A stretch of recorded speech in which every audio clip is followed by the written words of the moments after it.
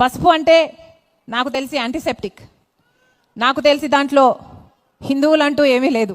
నాకు తెలిసి పసుపు అందరం వంటలో కూడా వేసుకుంటాం. సో నాకు తెలిసి అది ఎలా హిందూ పద్ధతి అయిందో నాకు అర్థం కాదు.